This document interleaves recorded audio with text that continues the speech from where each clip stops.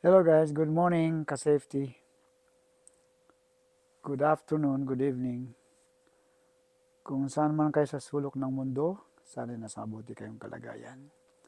Kamusta na kayo dyan? Kamusta na kayo dyan? Namimiss niyo ako? Actually, namimiss ko rin kayo. Ito, nagpapagaling tayo sa bahay from car accident. Ilan sa inyo na kaalam sa nangyari sa akin. Karoon tayo ng trauma from the car accident.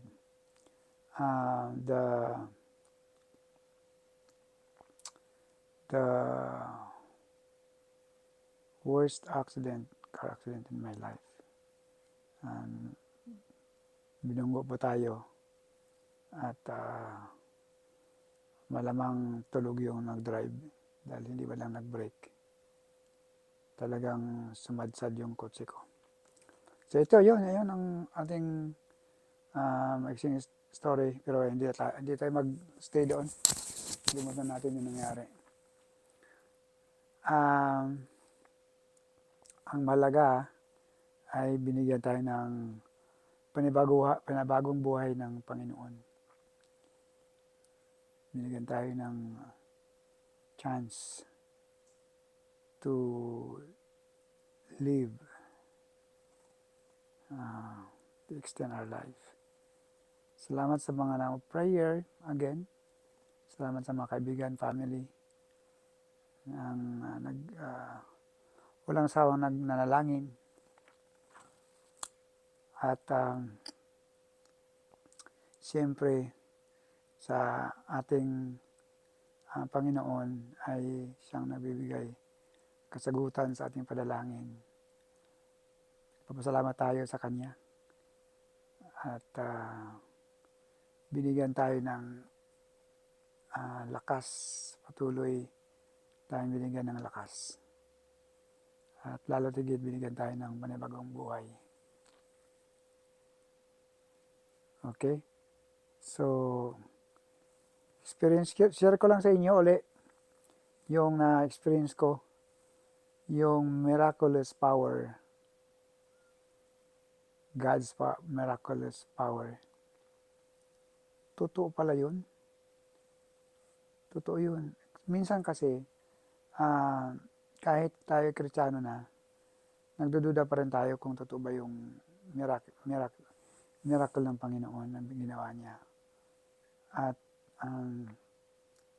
ito na patunayan ko na sa sarili ko na ganun totoo pala yung miracle. Kasi kung sa tuusin,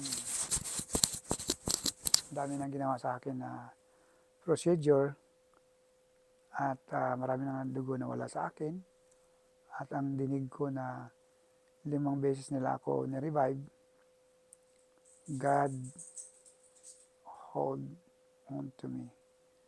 God embraced me and He used the doctors and the nurse.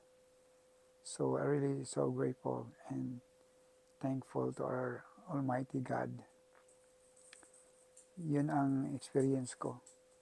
Talagang totoong-totoo ang miracle ng Panginoon. God's miracle. It's true. You need to have experience same thing in my experience for you to believe. But you have to believe right now that God's miracle power is true. Ayun ka-safety, papagaling pa tayo. Sana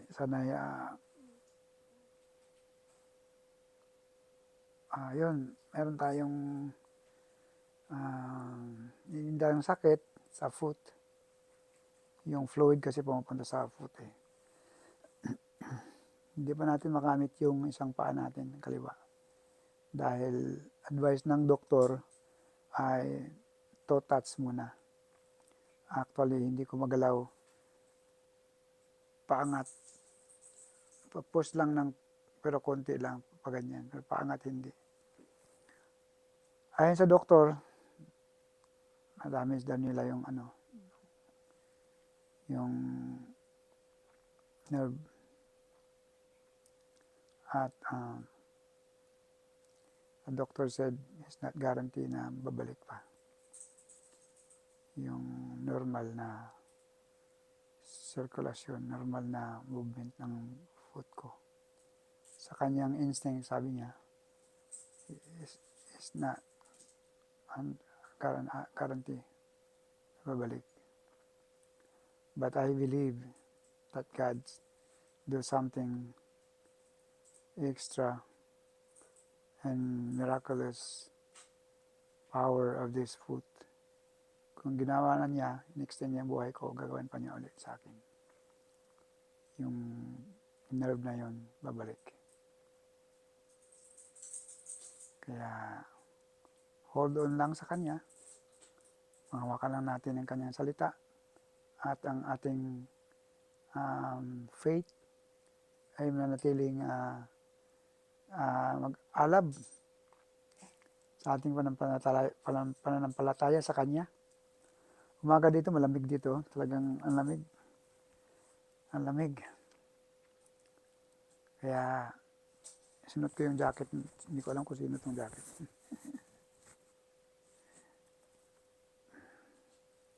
Ang laki.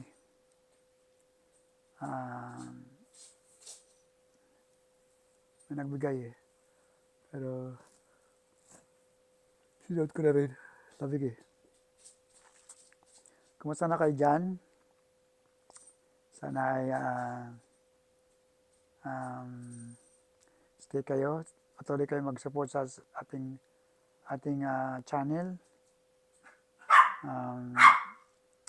Nangyari sa atin, the experience that I had, it's God's allow it. Okay?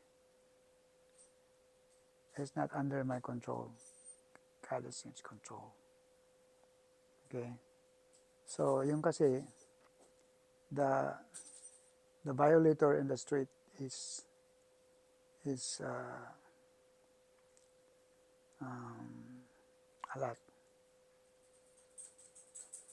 Especially if they don't pay attention. Ika nga, we are not